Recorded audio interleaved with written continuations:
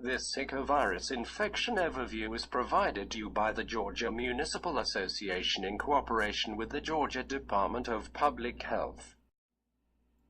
Zika virus infection is a disease spread primarily through the bite of an infected Aedes species mosquito, A. aegyptian A. albopictus. Many people infected with Zika virus won't have symptoms or will only have mild symptoms. Aedes aegypti is found in some areas of Georgia. Aedes albopictus is found throughout the state. Of the two, aegypti is the most competent vector. Prior to 2015, Zika virus outbreaks occurred in Africa, Southeast Asia, Pacific Islands. May 2015, the Pan American Health Organization issued an alert on the first confirmed Zika virus infections in Brazil. Outbreaks are now in 51 countries and territories, including the Americas, U.S. Virgin Islands, Puerto Rico, and American Samoa. Currently, there are no local cases of Zika and more than 40 travel-related cases of Zika as of July 20th.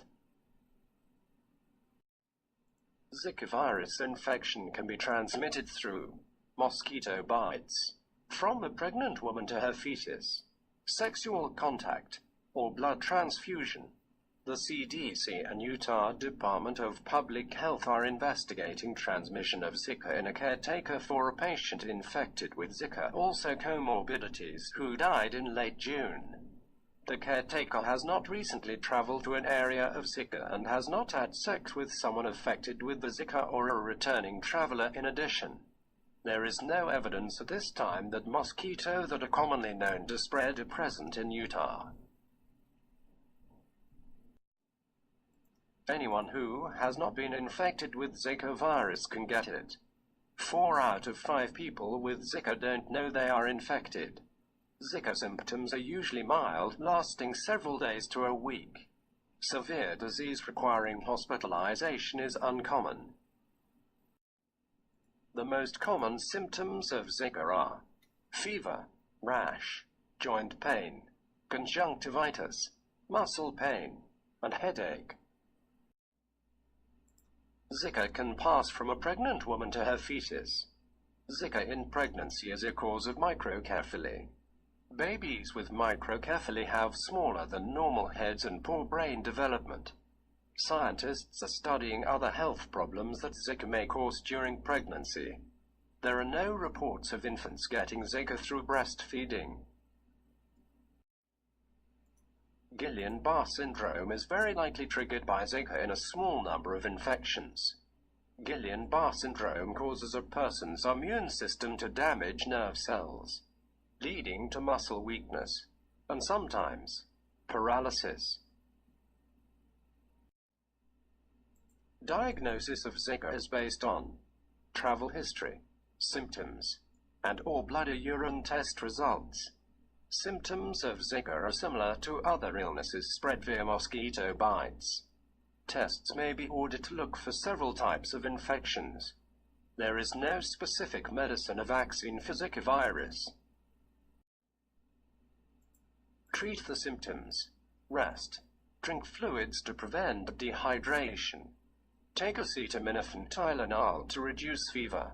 Protect yourself from mosquito bites. Zika can be passed from an infected person to a mosquito and onto another person. A man or woman with Zika virus can pass it to the sex partner.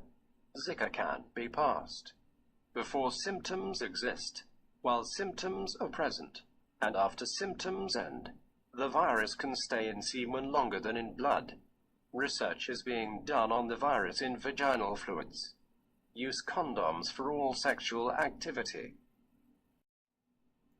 Men who have or are at risk for Zika and have a pregnant partner should use a condom every time they have sex, or don't have sex during pregnancy. Couples considering pregnancy should discuss potential risks of Zika virus with the healthcare provider.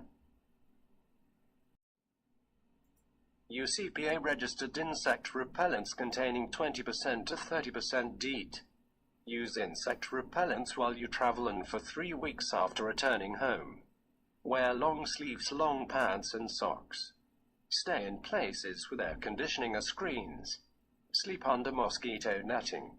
And if you are pregnant, do not travel to areas with Zika. Use EPA-registered insect repellents with one of the following active ingredients. Always follow label instructions. Do not spray a repellent on the skin under clothing. If you're using sunscreen, apply it before insect repellent. When used as directed, EPA-registered insect repellents are proven safe and effective even for pregnant and breastfeeding women. Do not use insect repellent on babies younger than 2 months old. Do not use oil of lemon, eucalyptus, or paramethanediol on children younger than 3 years old. Dress children in clothing that covers arms and legs. Cover crib, stroller, and baby carrier with mosquito netting. Do not apply insect repellent onto a child's hands, eyes, mouth, cut, or irritated skin. Adults, spray insect repellent onto your hands and then apply to a child's face. Inside your home, use air conditioning when possible.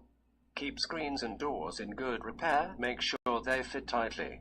Use fans on porches and patios to push mosquitoes away from your home. Use an indoor insect fogger or indoor insect spray. When using insecticides, always follow label directions. Outside your home, tip and toss flower pots, buckets, old tires, toys and wading pools after every rainfall or once a week. Mosquitoes go from eggs to adults in a week to 10 days. Pack tree holes and hollow stumps with dirt. Repair leaky faucets. Use larvicides in bird baths or ponds. Cover water storage containers. Standing water is a mosquito breeding ground.